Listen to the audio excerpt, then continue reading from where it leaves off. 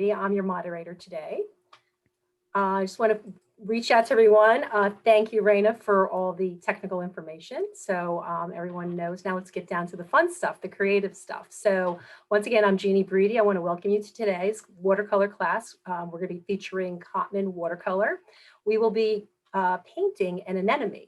So there's lots of spring flowers, sunflowers that are on their way. So give me a shout out. Let me know where you're from and tell me what flowers you enjoy. So maybe go forward, we'll have them in an art class. So tell us where you're from. Welcome everyone. And I am going to be moderating the chat. We'll give you the information as we go along. The class is being recorded. So either paint along with us or relax and watch the recording in 24 to 48 hours. So I'm going to hand it over to Mandy Peltier, who is our watercolor artist today. So enjoy the class. Hi, everyone. I feel like I say that the same way at each of my classes, but I'm just so excited to be here every time I'm with you. And we only have an hour today. So as usual, I'm going to go ahead and share my other camera so we can get started. All right, and as you know, we always kind of start with an overhead view, so you can just make sure you have all the supplies that you need to be successful today. I'll start off by just showing the project close up.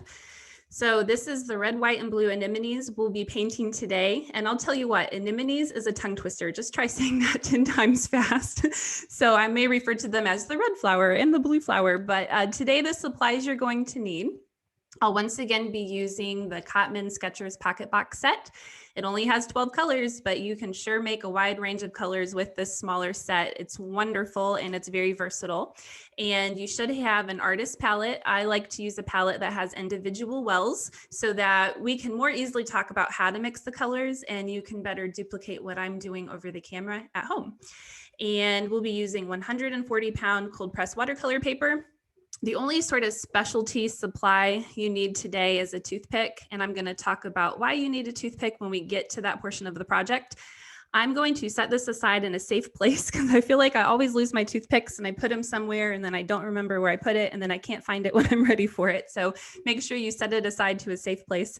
And then a glass of water, a graphite pencil, and eraser. We'll be using 2 round brushes today. We'll be using a number 6, which I'm not sure if I've used a 6 in any of my classes before, but we'll be using a 6 today and a 2. And I always like to have paper towels when I'm working with watercolor. So we'll begin by sketching the outline for the anemones. So I'm going to set everything aside other than what I need to sketch the outline. So that will be my, I didn't mention this is 8x8, by the way. I'm working squared today. So it should be easier to keep everything on the view here. And I also just sort of like the square orientation for this. And there's a lot of cute square frames you can buy to place your artwork in when you're done. All right, so I'm also pulling in the actual outline that was part of the downloads for this class. And I'm thinking you can probably find it in the chat too if you didn't already download the outline. And you may have already sketched it prior to the class. I encourage that you do that if you can, either just by freehand drawing it or using a light box or a well-lit window, but I'll also show you how to sketch it live. I will be moving at a brisk pace though, so we don't spend too much time sketching it. Okay, so I want you to just take note of the outline and of the finished project, that the anemones are overall sort of a circular shape, and there's 3 of them that together sort of look like a triangle. So I'm going to draw 3 circles that are sort of positioned so that all together they take the shape of a triangle. And I'll start by drawing this upper anemone. And so I'm just going to draw a rough circle. It doesn't have to be a perfect circle or perfectly symmetrical, but just sort of a rough circle approximately where this anemone is. And then I'm going to draw another circle, kind of bottom left of the first circle, and they're pretty close together. There's maybe an 1/8 of an inch separation between this top circle and this bottom circle. And then I'm going to draw another circle lower right, same distance from the top circle, maybe an 1/8 of an inch. And, you know, my sketch today live over the camera may not look as perfect as this one. If you want it to look perfect, then I would just trace it. But we'll get pretty close today. Okay, so now I'm going to draw the actual anemones. So I just drew basic shapes for them, and you can see it looks kind of like a triangle. So I'll start with this top one, and I'm going to start by drawing the center of it. And I think the centers of these flowers sort of look like a gumdrop shape or an oval. So I'm just going to draw like a gumdrop shape in the middle of this anemone. And then I'm going to start by drawing the petals that are front facing. So very top layer of petals. I'm going to save the petals that are sort of tucked in the back for last. So I'm going to start by drawing the top middle one. And I'm just going to draw what I see, kind of draw that same shape that I see on the outline. But if you don't get it exactly right, it's okay. They're still going to turn out great, I promise. And then I'll draw this lower right one that's also sort of on the top. And again, I'm just going to sort of draw the petal shape that I see. And then I'll draw this last front petal that's sort of over to the upper left. This one's a little bit smaller, but you can draw it as big or as little as you want. This is your artwork, make it your own. And then I'll draw the next layer of petals, which is this lower left one that just slightly overlaps the one we've already drawn. So then I'll draw that one. And I'm not being super particular today with my outline, not as much as I would be if I were making this for real. I might be taking more time and using a lighter graphite pencil. I'm using an F today so that you can see it better over camera, but normally I'll use like a 6H so that it's a very hard lead, it doesn't smear, and it's really light in color. And now I'll go ahead and draw all the petals that are kind of tucked behind. So it's just sort of curved lines to connect one petal to another. All right, and then one more here. And then I will go ahead and erase what's left of that initial rough circle that I drew, just to sort of help me place that anemone. All right, and then I'll go ahead and draw this one down here. I'm going to start by once again drawing that gumdrop shape for the center of that flower. And then take note of this petal right here. It's a side view or partially side view anemone. I think this petal here just looks like a really big open smile, like someone is just baring their teeth. It's just a big, happy, cheery smile. So I'm going to draw that petal first. So I'm going to draw a big curved line right underneath the center, and I'm going to bring it down to make like a smile shape. So that's sort of how you can think of this petal to create like a side view on a flower. Yes. Pardon me, I have a direct question from someone. Someone is using tube color today, which is great to use. And yes, we encourage you to use Cotman sets or the tube color. So because you're so specific about having swirls of water, how would you suggest that they would dilute, the tube color coming, the color coming out of the tube? Oh, sure. So you know what? I really don't use tube colors too different than I use these like dry pans. Honestly, because it's hard to squeeze out a really small amount of paint. So when we mix colors today, whatever color we're using, I would dispense like a pea-sized amount into the individual well and still add as much water as I'm going to tell you to add. And I think you'll still be good to go. The tubes of paint are very, very pigmented. So you're still going to have bright, luscious colors. I would just work with pea-sized amounts. And if I say just a dot of something, then maybe like a half pea-sized amount, like a sesame seed amount or something like that. But that's easier said than done, but I don't think you'll have any problems transferring between the two. Okay, thanks. Good question. Yeah, sure. Okay, so now we're going to draw this top middle petal. That's one of the topmost layer of petals.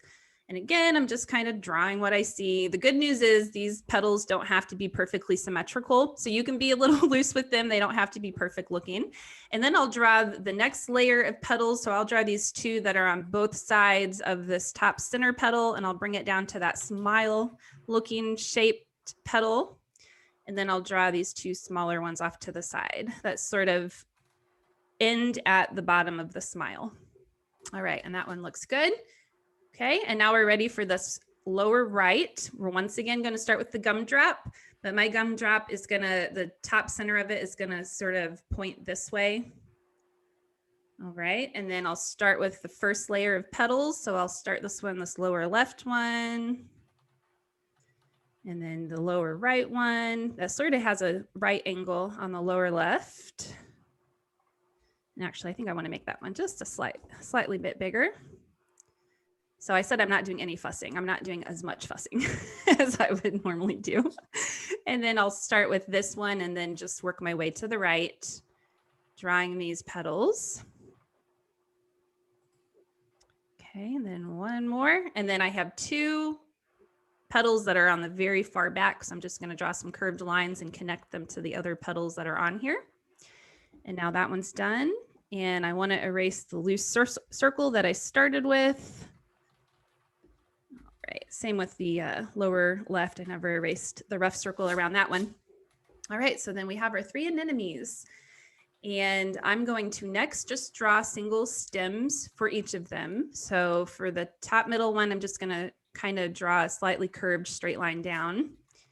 And then a curved line for this one and a curved line for that one. And now what I'm gonna do is draw the buds that also have stems. So the buds just look like raindrops. So I'm going to place them approximately where I see them on the outline, trying to go in the same direction if possible, but it doesn't really matter. Just draw 2 on each side of that top middle anemone. And then I'll give each of them a stem as well. And I'm not necessarily going to perfectly try and match up with what is on the outline. If they overlap each other, it's fine. So I'm going to start with this upper left one. I'm going to draw a curved line down to that anemone. And then without actually marking it, I'm going to run in my pencil so that I know where to continue the stem beneath the anemone. And I'm going to do that with each of them. And I'll do that over here.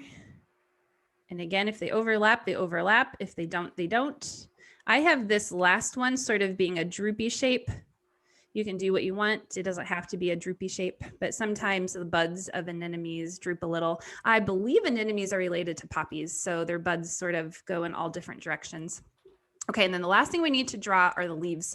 And if you look at the leaves on this outline, we have all kinds of shapes going on. I think a lot of them kind of look like the tip of an award ribbon or like a lizard's tongue. So you can draw that or just draw triangles. You can just draw random shapes. The leaves twist and turn in all directions.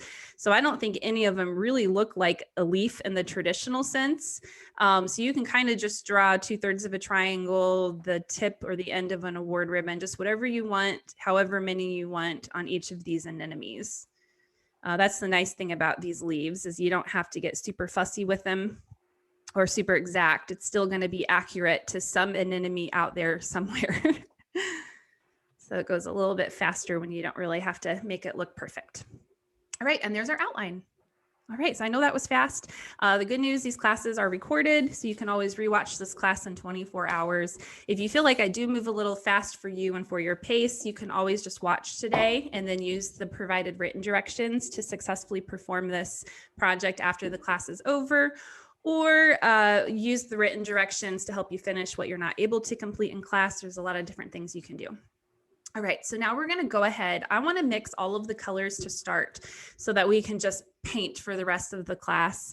So I'm gonna use my number 6 round brush to mix all my colors. And if you've taken my classes before, then this will be the same as what we've done in all my other classes. I'm gonna start by putting my number 6 brush in the water and giving it a stir to help those bristles absorb the water. We are going to be mixing 8 colors today. And I'm going to begin by placing 2 scoops of water into 8 different wells on my palette. So yes, I like to use my brush as if it were a spoon, and I literally will just go 1, 2 into a well of my palette, and I'm going to do that to 8 of them. All right, and this will give us clean water to work with. It'll also just give us something to activate that dry pigment on those pans. So that's 1, 2, 3, 4, 5, 6. So I have 2 more to go here. All right. And we're going to start by mixing black. And if you've taken my other classes before, I mix black often in my classes, and there's a few different ways you can mix black with a Sketchers Pocket Box set. I kind of decide how I'm going to mix my black based on the other colors that I'm using in the set. So if I'm using the intense blue color, I'll make my black using the intense blue and the cadmium red pale hue. So blue and orange, because they're opposites on the color wheel, and this combination creates a really dark black. But we're not using intense blue for this project, and I really like to have harmonious palettes. And so because we're using Ultramarine Blue, which is second from the right on the top row, we're going to mix our black using Ultramarine Blue today. And so I'm going to mix it using Ultramarine Blue and the Burnt Umber. So these 2 colors together create a really nice soft black. So I'm going to start with 2 passes of each color. If you haven't taken one of my classes before, what I mean by a pass is I'm taking my wet brush. I'm going to really dig it and run it into a color for a handful of times. And then I'm going to stir it into the water and then wipe my brush on the edges of the palette to release excess water. And that's 1 pass. So I'm going to repeat that a second time for the Ultramarine Blue and stir that in. And then I'll quickly rinse my brush dab it on my paper towel, and I'll do 2 passes of the burnt umber as well. Okay, and then you're going to sort of gauge, you're going to look at your paint and you're going to ask yourself, does it look brown or does it look blue? Or does it look black? If it looks black, you're probably done. If it looks blue, you want to add more brown. If it looks brown like mine, you'll want to add more blue. So it can become a bit of a back and forth game. My guess is all of you will need to add more blue. And so I'm going to keep adding passes of blue to this paint until the blue cancels out the brown and it just looks black. All right, so it can be a bit of a back and forth game, but we do want quite a bit of black for this particular project because we're going to use it in the middle of the anemones, but we're also going to use it throughout the project to darken colors. All right, so to darken our red and to darken our blue, because when you add black to a color, you're shading it.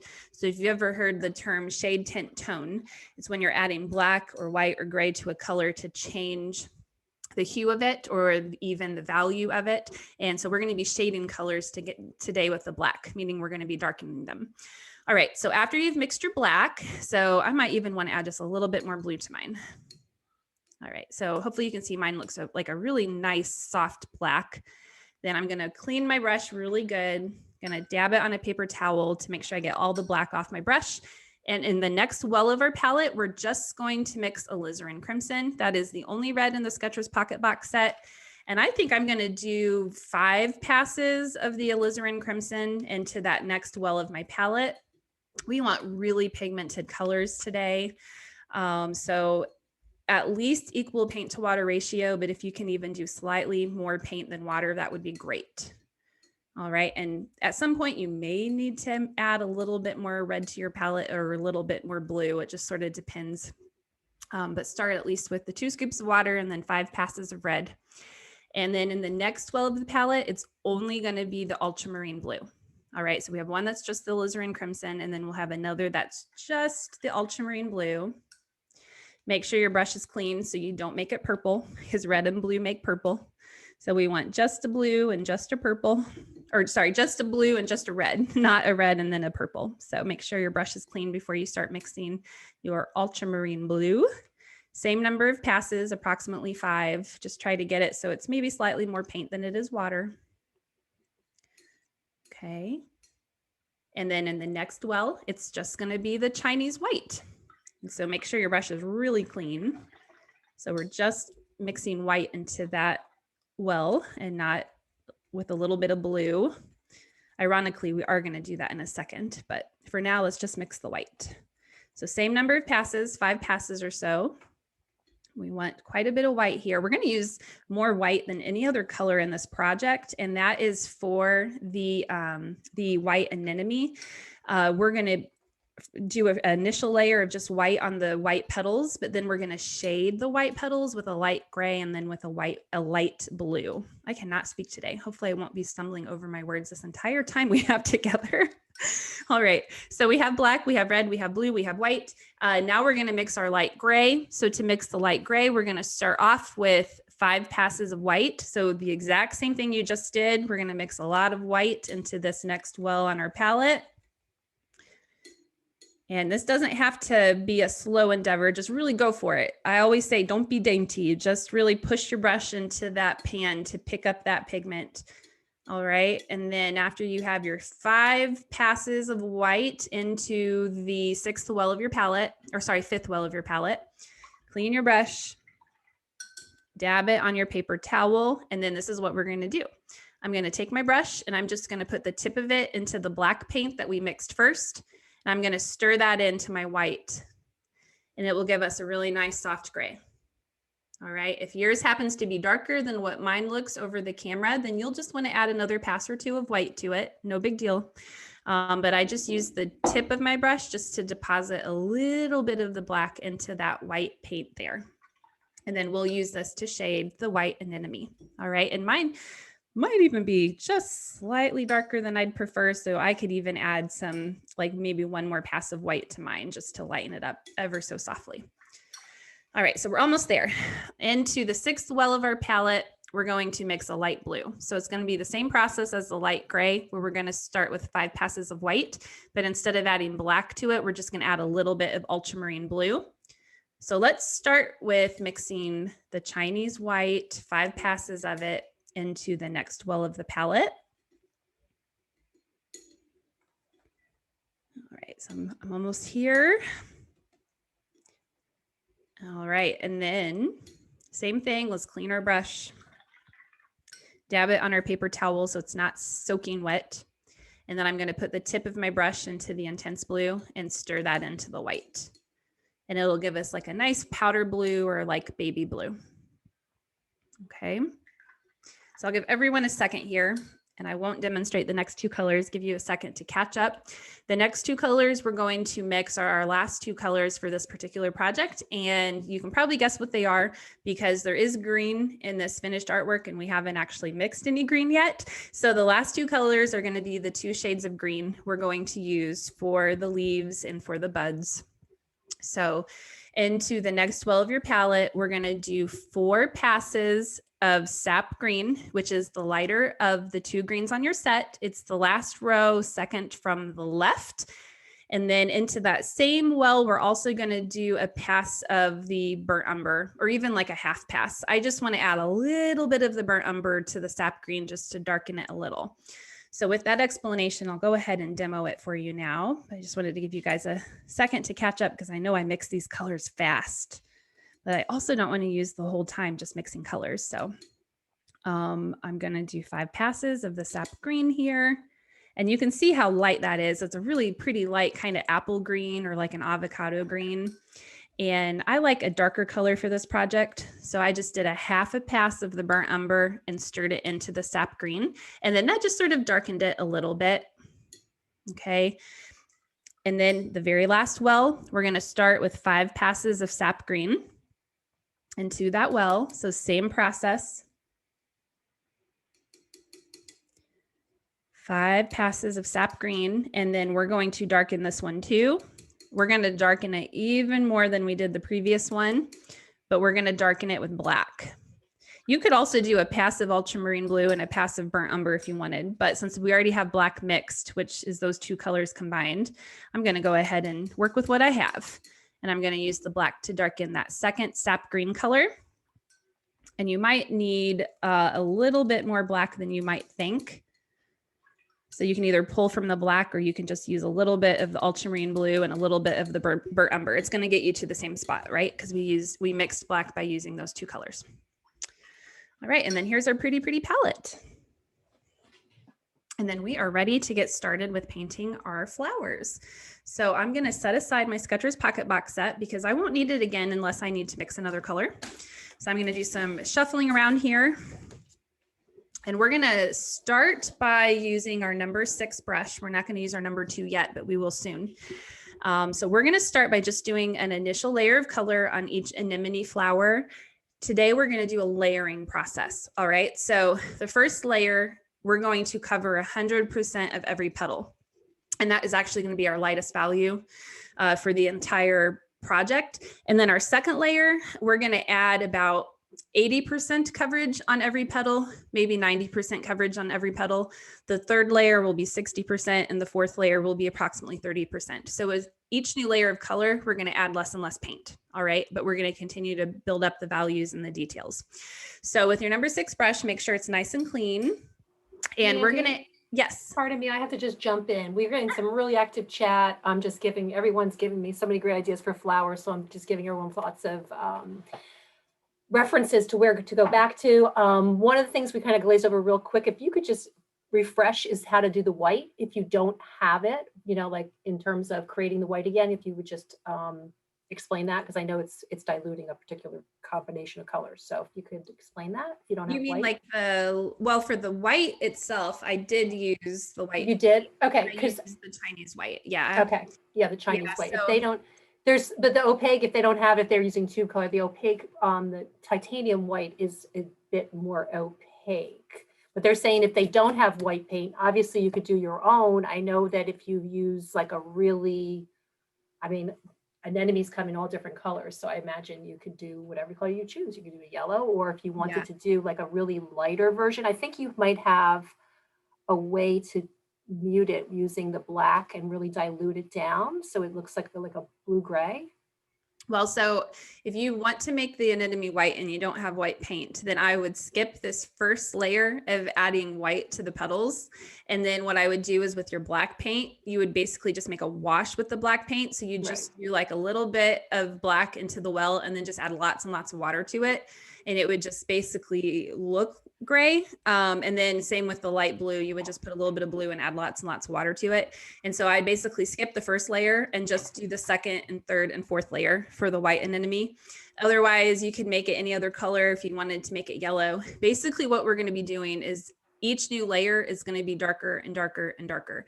So you would start with yellow and then make it a darker yellow, perhaps by adding burnt umber. And then the next layer, make it a little bit darker by adding more burnt umber, you know, so you're just going to build the layers that way by gradually darkening. Great. Great suggestions. Thank you, Mandy. Yeah, sure thing. All right. So, but if you don't have the Skechers Pocket Box set, I'm telling you, I recommend it. All my watercolor classes so far this year have been made using this set. And I think I've taught how versatile it is and how to use it and how to mix a variety of colors with them. It's very affordable since it's only 12 colors, but it's very versatile. So I do recommend you get it if you're not using that today. Very true. I will put the link in the chat for everyone. Oh, thank you. And for those of you that are asking about the instructions, yes, we will take a look and make sure that when the recording comes up, that we'll see if we could add the attachment for the instructions on the YouTube page for the recording. The recording will be posted in 24 to 48 hours at the site. I noted it several times already at michaels.com/classes. Wonderful. Thank you, Jamie. Okay, so I'm right-handed, so I'm going to start with the red anemone and then do the white and then do the blue. But if you're left-handed, start with the blue. So basically, every single petal in each of these anemones is either going to receive red or blue or white. So I picked up some Alizarin Crimson on my brush, and I'm just going to work one petal at a time, and I'm going to apply red to all of it. I'm going to avoid the center of the anemone where we're going to add black. I mean, don't get me wrong, you could paint over it and it would be fine, but I go ahead and avoid it. But I'm just going to work a petal at a time and just do a single wash of color on the red anemone using the red, on the white anemone using the Chinese white, and on the blue anemone adding or using the ultramarine blue. Now, amazingly enough, this looks really vibrant right now, right? But when we add more colors to this piece, this is going to look less and less red and less vibrant. And it's going to look more and more, I think, pink or just like a really, really light red. So it's really amazing how well this looks really vibrant and dark right now. This is our lightest value on this project, this initial layer here. All right, and then when you're done with one anemone, you'll clean your brush, dab it on the paper towel, and then paint on the next one. So I'm moving on to my white anemone. All right, and this one, you know, the white blends in with the paper pretty well, which is why if you wanted to skip this, you probably could and still be good if you didn't have white paint. But it does still have a little bit of color to it. It doesn't perfectly blend in with the paper. Over the camera, I'm sure it does, but we're just going to gradually shade this particular anemone by, like I said, we'll use the light gray and we'll also use that light blue. Unlike the other two anemones, we'll gradually darken the red and gradually darken the ultramarine blue as we go. So you don't have to be super precise with this one, just watch your edges is the most important thing. And now I'm starting on my blue, but if you're left-handed like my daddy, then you probably started with the blue and are now getting started on the red. So just work at whichever is more comfortable for you. So I'm right-handed, but the way I hold my pencils and brushes, it's like I am left-handed. It's really a fun fact about me. When I was in first grade, I was in like a pilot school where they were experimenting, teaching people how to write the left-handed way. So with the right hand, but where your arm is like this. And so I've never been able to break that. And that's how I write. So I don't know if it's helped me with art or if it's hurt. I don't know. But a little fun fact about me. I'm right-handed, but my arm and my holding of the pencil is as if I'm left-handed. All right. So I have my initial layer of color on each anemone, and I'm really sorry if I'm moving super fast, but I don't want to go too far over today. I think we likely will go over just a little bit today to complete this project. But we are now done with our number 6 brush. So I'm going to clean it, dab it on my paper towel and set it aside. And I'm going to grab my number 2. And the number 2 is basically what we're going to use for the rest of the time.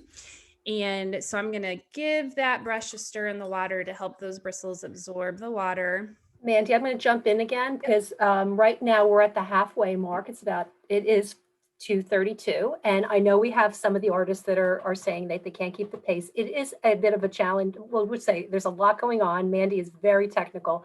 Please relax, enjoy the class what you can. You can come back to it as it is being recorded. So we don't want you to fret. We want you to enjoy the experience. So please follow along.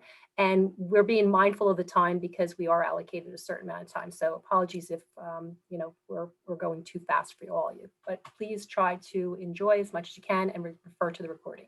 Yes, and I always choose ambitious projects because I know they're being recorded, so you can always watch and learn and then rewatch and pause as needed to keep up. And that's why I provide written directions too. I figure y'all would rather have like a really pretty project than something that's so beginner and easy to do in an hour that you wouldn't even necessarily want to put it on your wall. At least that's my thinking. So all right, so we're going to start by adding a second layer now. So like I said, as with the first layer, we covered 100% of the petals.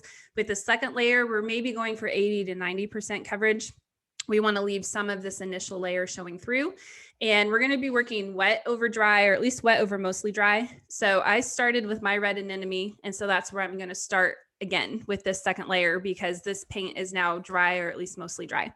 So for the red and the blue anemones, we're going to continue for this layer using only the Alizarin Crimson for the red and the Ultramarine Blue for the blue. For the white anemone, however, I'm going to use the light gray because if I were to put white over white, it wouldn't deepen the value of anything. But at least with the red and the blue, it will start to build form and texture. So it's important that we follow the natural curve of the petal as we apply our folds, because that's what I'm calling them. We're kind of applying folds, or you could say veins in the petals. So I'm not going to apply my strokes so that they're perfectly straight up and down. Rather, I'm going to apply them so they follow the natural curve of the petal. Does that make sense? I hope that makes sense. That's going to add some realism to your piece. So for like the smile petal, my strokes are going to be like this. All right, so they're gonna fan out versus just being straight up and down. I also am not gonna use my whole arm like this. I'm not gonna apply my strokes like this. Rather, I'm gonna use my wrist to apply my strokes, as that will be more natural and it will create wispier ends. Mandy, I'm gonna jump in here again. I know that we spent an extraordinary amount of time referring to the color mixing and the technique, but this is Mandy's style, and we want to make sure that we're very explicit. But could you also, from time to time, bring the anemone into view because you're going through a lot of detail, and I think that would be more helpful. So from occasion to occasion, we're just going to pull it up closer. That would be very helpful for everyone. If you don't mind some things being off camera, I can probably move in just a little bit closer here. That would be fine. Yeah, not a lot closer, but a little bit closer. It's about as close as I can get. Okay, so I put some Alizarin Crimson on my brush, on my number 2 brush, and I'll start with this top center one. And so I'm just going to start at the base of the petal, and I'm just going to apply some skinny strokes with my number 2, following the natural curve of that petal. Okay. And then after I apply some along the bottom, I might also apply a few smaller ones just at the very tips of that same petal.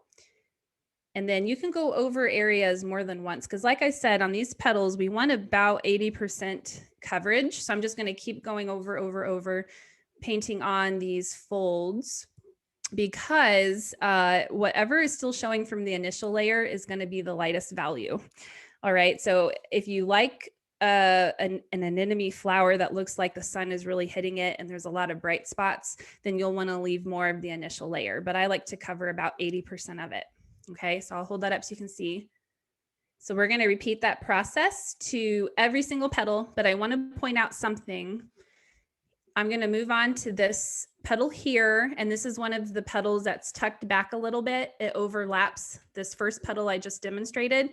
So wherever you have 2 petals that overlap, I like to start by painting on a line where the two petals overlap, but I'm going to paint it onto the back of the two petals because that's where there's going to be some shading, some darkness where the sun is not hitting it as directly.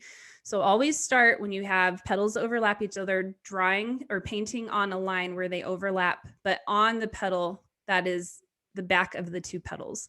And then I'll continue just following the curvature of that particular petal and then just covering 80 to 90% of the initial layer, but still leaving some of that first layer we painted on showing through. So you can already tell now that we have the second layer of red on, that first layer is looking less and less red, isn't it? It's looking more of a light value red or more pinkish. And so I'm going to repeat that. And this is the longest layer because this is the one where we're really trying to build up the form and the texture. Each subsequent layer gets a little bit faster because, like I said, with each new layer, we're going to be painting on less and less. All right, so this one gets 80 to 90% coverage. The next one will probably get 60 to 70% coverage, and it will keep decreasing from there. And I believe there's approximately 4 layers or so of color on these anemone petals, but they get faster and faster. All right, so I'm just going to keep painting on here. For the smile, like I said, I'm going to apply the smile so it kind of is a fan shape with my little fold strokes. You can still apply a little bit towards the top of that if you want. You can do as much as or as little as you want. This is your anemone. You can make it as dark or as light as you want. You can actually repeat this process where we're applying red to the anemones. You can repeat this and add another layer of red if you want it to be even brighter and look even more red. Nothing says you can only do this one time. Like after this layer dries, you can even repeat it a second time. Now, I'm not going to do that today just because of time constraints, but I'm just saying that you can if you want. And then after you do the red anemone, we're going to move to the white anemone. I almost called it gray, but I almost called it gray because I'm going to be adding light gray.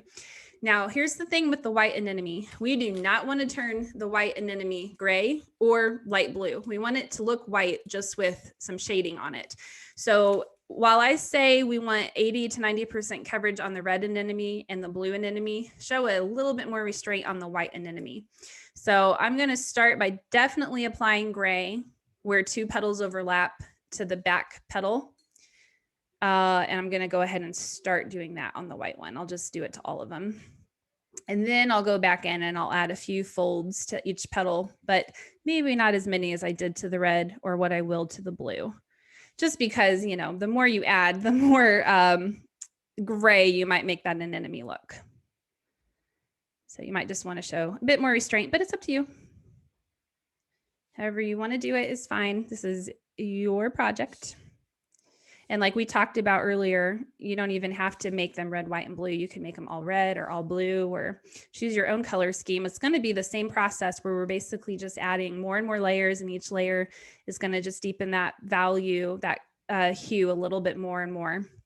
So this is a very versatile project. Anemones aren't only red, white, and blue. There's lots of colors that you can choose from and use this technique to paint. All right. Working my way around.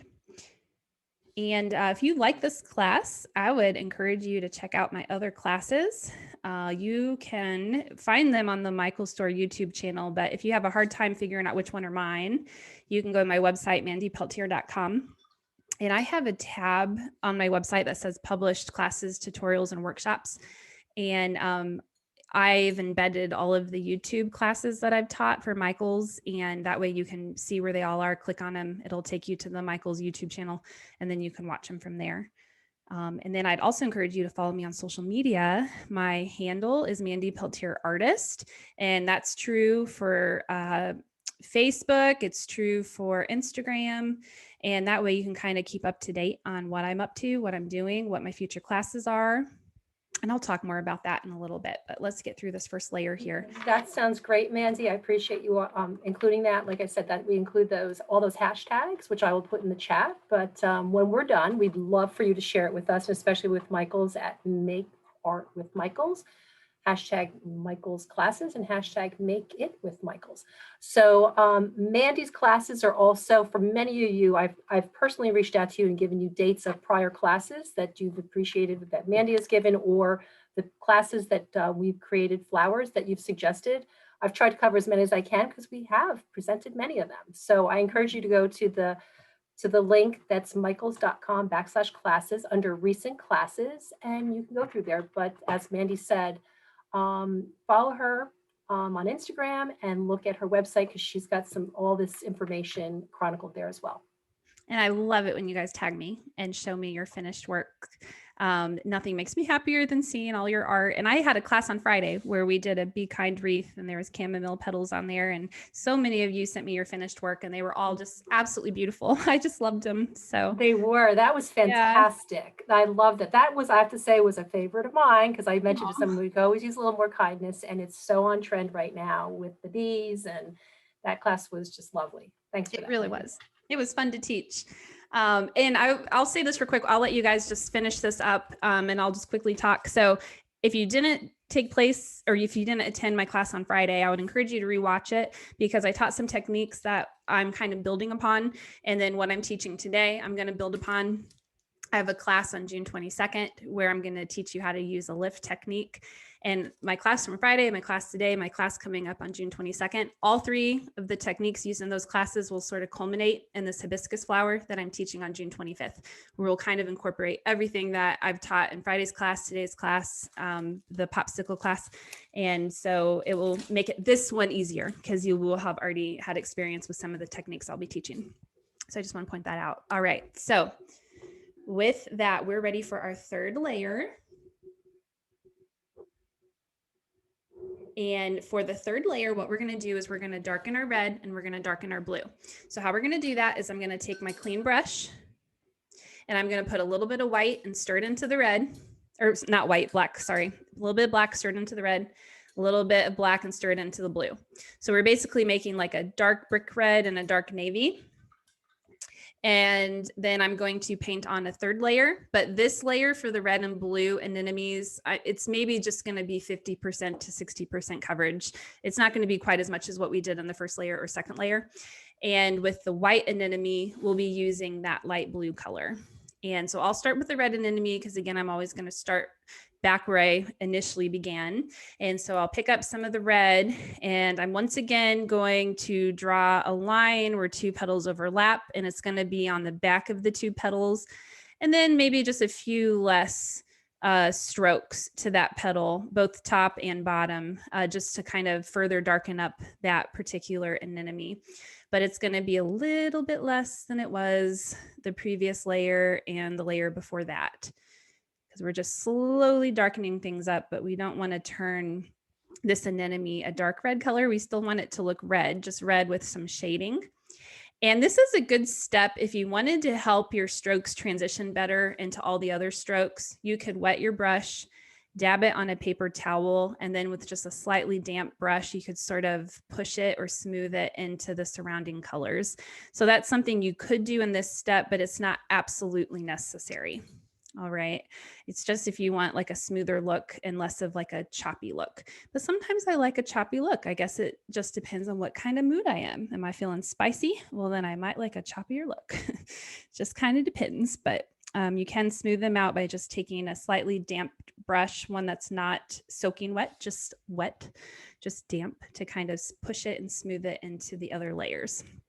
But I'm always starting with each petal. If it's a petal that overlaps another, I'm always starting by painting on where it overlaps another petal. And that just kind of adds to the realism and just kind of helps the petal to be distinct. All right, so I'm just working my way around. So you can see I'm putting on a little bit less than what I did on the second layer. So each new layer gets a little bit faster. And take note again, I'm using my wrist to place these strokes. I'm not using my whole arm. So I'm almost using like a flicking motion with my arm to apply my strokes. And I just think it's going to be a little bit easier for you than just trying to move your whole arm. It's just a better technique to just use your wrist to move. or even your fingers to a certain extent, but not your arm. All right, so there's my red, my third layer of color to my red anemone. I'll hold that up so you can see how it's starting to get some really nice form going. And then to the white anemone, I'm going to use the blue. To the white anemone, I'm not going to worry about adding blue to the areas where the petals overlap because we're going to add dark gray to the white anemone in a second. So I'm just going to add a few broad strokes of blue to each petal just to brighten them up a little bit and to help it be consistent with that blue anemone we have. So the white anemone doesn't receive nearly as much attention as the blue and the red because again, we want to keep it white. We just want to add a little bit of shading. So I'm just adding a few strokes of blue to each petal, and I'm not even being as precise as I was with the red because you're not really going to be able to tell with the white anemone. It looks a lot more loose compared to the red or the blue. And then blue is going to receive the same process as the red. I'll apply that now navy color to the back of a petal where it overlaps a front petal. And then a few strokes towards the top with that same color. And if you want, you can always use a slightly damp brush if you feel like you need to help transition your strokes into the other colors. Sometimes I do that. I don't always do that. Sometimes just the water that's on your brush as you apply your strokes and the water pulls down to the tip, the water does that. It kind of smooths and softens the strokes. So sometimes using a damp brush isn't even necessary. It's sort of a preference thing. And as you get exposure and experience with this, you'll get a better feel for what works for you. What works for me may not work for you. What works for you may not work for me. You'll develop your own style and your own feel for things as you continue to paint and learn. All right. I hope everyone is having beautiful weather right now. Where I'm at in Georgia, it is quite hot outside. And my studio, as a result, gets quite hot. So I had my fan going before class today so it wouldn't get too hot as I taught. I hope if you're having stinky weather, it gets beautiful soon. It is fun that summer is coming and that the weather is getting a little bit nicer, a little bit more warm. I see 90 here yesterday. Yeah, that's what it is here. It's really, really, really hot. All right. So that is our third layer of color. And we're going to take a break from the anemones and we're going to work on the buds and the stems and the leaves. We're going to apply our first layer of color to those to allow this particular layer here to kind of dry and settle into the paper. So what we're going to do is to every single bud, we're going to apply that light gray color. So I'm just going to pick up some of that light gray on my brush and I'm literally just going to paint on that light gray to every bud. Okay. So we are using some of these other colors with other than just on the anemones. So we darken as needed, but we're not ready to darken the light gray yet, at least not until we use it to paint on these buds. So I'm just painting on the buds using the light gray with my number 2 brush. And then what I'm going to do is I'm going to work back and forth between my lighter green and my darker green, and let me explain how I'm going to do that. So I'm just going to work a section of a stem at a time. And I'm going to use the lighter of the 2 greens to paint on that stem. But if part of the stem touches a bud or part of the stem touches an anemone, I'm going to darken just the part of the stem where it touches something else with the dark gray, because that's more reflective of what happens in nature, where there's going to be a bit of shading if it's covered or partially covered by something else. So I'm going to pick up some of that lighter green on my number 2 brush, and I'm just going to paint on the stem with that lighter green. And this particular section here touches a bud and it touches an anemone. So I'm going to pick up a little bit of the dark green and I'm just going to dab it or drop it in right where the stem touches the bud and then right where the stem touches the anemone. And I'm going to allow those 2 colors to bleed and transition into each other organically, how they want to on their own. I'm not going to manipulate it or force it. And so we're going to repeat that process to every single stem wherever I'm going to start by painting on the lighter green. And then wherever that bud touches something else, I'm just going to dab a little bit of the dark green where it touches another object. So I hope that makes sense. And I'm just going to work my way around and paint on every stem. And we're not going to worry about where the stems overlap yet, because some of the stems overlap each other, and we will darken those up later. We're not going to do that right now, though. Right now, we're just going to darken up portions of the stem if it touches the anemone petal or bud. And a rigger brush would be really good for this, because a rigger brush is a really long, skinny brush. It has the same thickness throughout the entire bristles. And so you don't have to worry about having a stem that's partially skinny and partially thin because of your pressure and holding your brush. The rigger kind of takes some of that difficulty level out, but I try to limit the number of supplies in my classes. So we're not using a rigger brush today. But if you happen to have one, that could be really good for the stems. You could use that. All right, and just dropping in dark where a part of a stem touches something else. I think these stems are so pretty. They add something really special to this piece that you wouldn't expect. I don't know if it's the color or just the movement of the stems. It's just really nice. And then we're not done with the stems or with the buds, but this is all we're going to do for now. And then the leaves for now, the leaves are all just going to receive the light green. We're not going to use the dark green yet. So all of the leaves, just apply one coat of the light green. Just like with the buds, we just did one coat of the gray. Okay, so I'm just going to swish my brush over all the leaves. Fill them in with some of that light green color.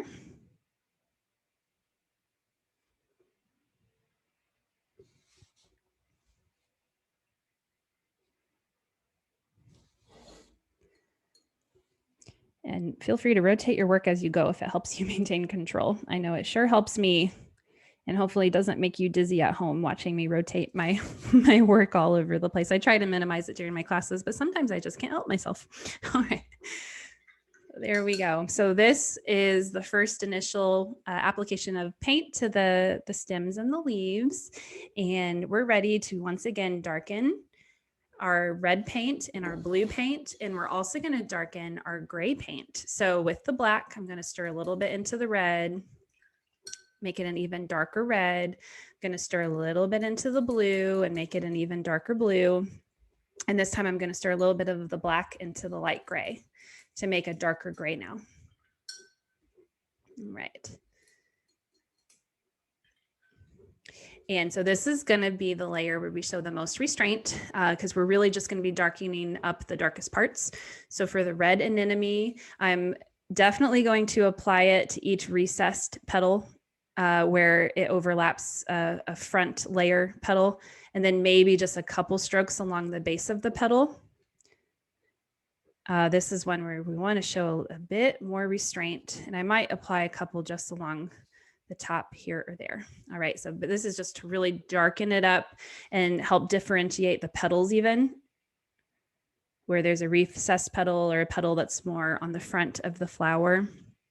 So really, I think this one, what you're mostly doing is just applying it where two petals overlap, and then maybe just a few here or there. And this step can also be repeated if when this layer dries, you feel like there's not enough of a distinction between the petals. You can always repeat this process a second time. But I'll tell you what, I don't think these anemones really look done until we add the black to the middle. And I think when we add the black to the middle, it suddenly just looks really finished and amazing. And I went and rested my hand on wet paint. So this piece will not be frame worthy. I just got paint all over the paper, but that's okay. All right, so our red one is done other than the middle. So look how amazing that looks, and the nice contrast between all the petals. But adding the black is really gonna finish it off and make it look amazing.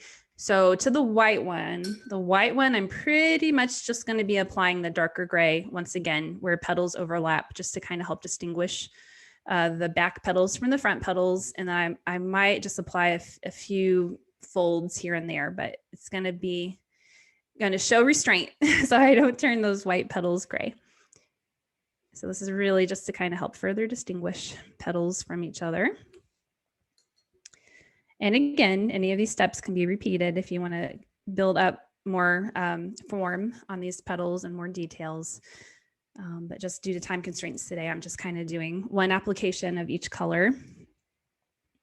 All right, and then same with the blue. I'm gonna really focus it on the petals where they overlap, and then maybe just a few folds here and there.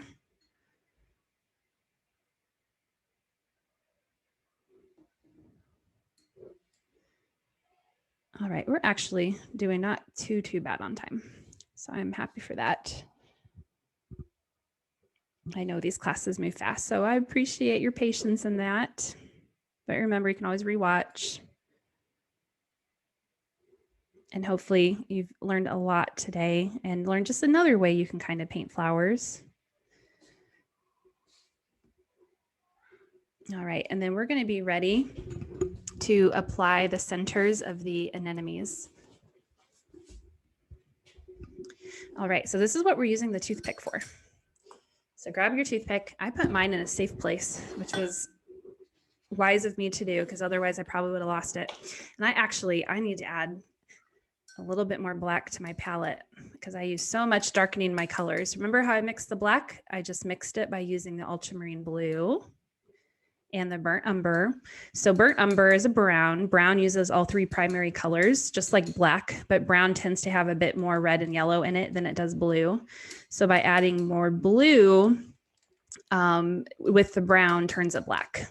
So that's basically the color theory there, if you will. Lots of different ways you can mix black. And I think when you mix your own black, it makes it more vibrant, if that even is possible. It just makes it a little more colorful, less, I guess, dead looking than if you were to just use black out of a tube. All right, so with your number 2 brush, what I'm going to do is I'm going to dab some black right into the middle of my white anemone, that center there. And I'm just going to make like a little puddle of black right in the middle of that anemone. All right. And then I'm going to place my number 2 brush down on my paper towel, but I'm not going to clean it. And I'm going to use my toothpick and I'm going to pull from this puddle to create little threads. I'll see if I can hold this up so you can see. And I'm just going to pull at it. And I'm just going to pull from that puddle and make these little threads. And I'm going to go all the way around and I'm going to have some overlap each other. Some go at an angle. Some go straight. I'm just going to go all the way around. You can't really do too many of these. All right. And you can move fast or you can move slow. And then when you have as many as you would like, as many as you think looks sweet, you're going to use what's left on your number 2 brush. I'm going to hold my brush straight up and down, and I'm just going to use the tip to place little dots all around. And I'm not trying to place a dot onto every single thread that I just kind of pulled from that puddle. I'm just placing them randomly all over. And I'll hold this up in a second because I know my hand is probably blocking what I'm doing, but I'm using light pressure here. I'm not pressing too hard, and I'm just using the very tip of my number 2 brush to place all these sweet little dots all around the anemone. I'll hold up both. My black was a little bit darker, a little bit thicker on my original. All right. And then for the red anemone, I'm going to do the same. Now the red anemone is a side view anemone, so I don't want to do as many threads onto that petal that sort of looks like a smiling face. I'm going to really, with the red one, I almost lost my toothpick. I told you I did it all the time. I placed it over here and didn't think about where I placed it. I'm going to pull them mostly to the left, to the right, and above my puddle, and not really below, not onto that smiling looking petal. All right. And then same thing, I'm going to do dots all over with my number 2 brush. And as we pull from the petals, the black may dry a little gray. So you can always dot on more solid black over the middle after it's dried if you want to darken it up, or you could do it while it's wet. But if you do it while it's wet, you might be inclined to do what I do and smear paint onto your paper, hard as I try. Mandy, you're doing a great job. People are giving you creds for that little helpful hint. That was really good. We are at the 3 o'clock mark right now. We are going to run a little over, so please stay with us. It will continue to be recorded because we just have to finish some of the greenery and the buds, I believe. Yes, and it will go fast. I bet we have 10 minutes left, if that. Yep. If that. All right, so I'm just finishing up my blue one. dot, all the way around. I'm moving faster here than what I normally would. So this is going to look a bit sloppier than what it would if I were taking my time and not having someone talk my ear off as I work. Although my mind never shuts down. So I'm always listening to myself in one way or another. But okay. I thought I was the mind that's talking to you. Am I the one that's talking your ear off? No. I'm saying I'm talking everyone else's ears off. Yeah. So you might have a hard. Yes. But I'm also being kind of sloppy because I'm moving fast today. Okay. So what we're going to do now, the first thing we're going to do now that the gray on our buds has dried is I'm going to use this lighter green. And I better make sure my brush is clean since I just used it for black. So I'm going to put some more of that lighter of the two greens on my brush. And I'm just going to paint on thin leaves that sort of follow the shape of the bud. And I'm doing it again in a fan shape where it kind of goes from the left and then straight up, and then curved to the right. And I'm going to do that to every single bud. All right. And I'm maybe fitting on 5 to 7 little stripes of leaves. I guess these would be leaves to every single bud. And then we will go over it with the darker green, but I'm going to let that dry first. And then basically the dark green, what I'm going to do with the dark green is I'm just going to go over maybe half of each of these leaves just randomly. I'm not even really thinking about it. I'm just going maybe over half of every leaf with the darker green just to add a little bit more color and dimension. So maybe just a stroke here, a dot there, just maybe cover half with the dark green. And then with the stems, we'll talk about the stems. So the first thing I want to point out is we have a lot of these overlapping stems, right? So we kind of need to decide, or you kind of need to decide, which stem do I want to be front and which stems do I want to be recessed? And so the ones that you want to be recessed, so I have a stem here, and then I have a stem here. I'll say I want this one to be front. So that means right where this other stem meets this one, I'm just going to add a little bit of the dark color on each side of the stem that I want to be on the front. All right, I'll hold that up so you can see. And so that way it just sort of helps that one stem noticeably look like it's in the front and not in the back. And then I'm going to do that to every single stem. I'm going to choose which one's in the front and which one's in the back. And I'm just going to darken up the stem that I want to be the back stem. And then what I also like to do is I also like to just on a few of them, put a little bit of the dark green along the top of the stem and then maybe just pull it down one side of the stem just to add a little bit more detail, a little bit more texture. All right, so I'll do that to, I'll probably do it to all of them. You don't have to do it to all of them, but today I probably will.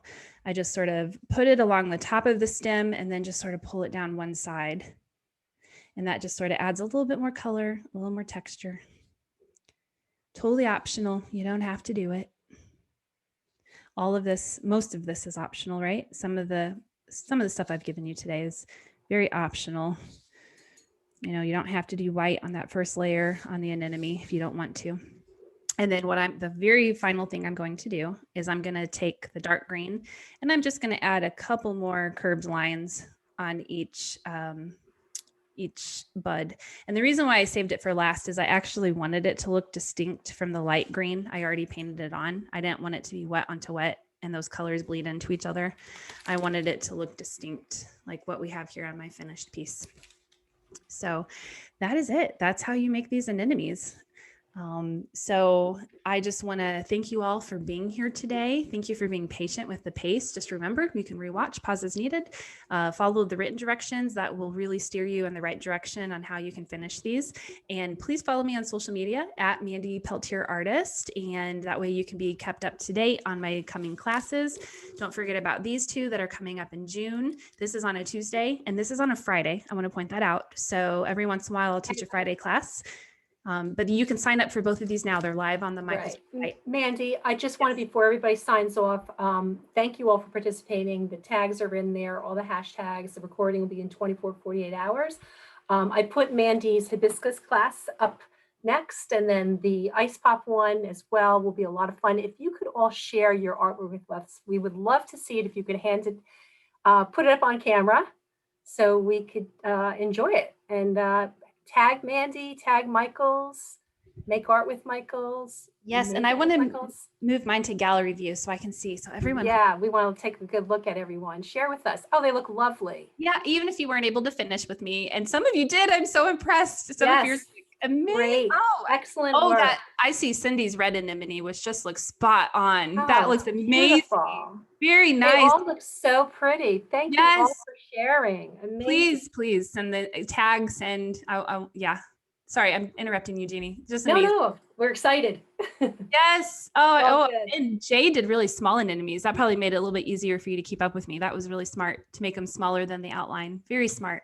All right. So great to spend this hour with you. I really hope to see you all again. I love seeing the familiar faces in the audience too. But have a great rest of your day, and I hope I'll see you in June.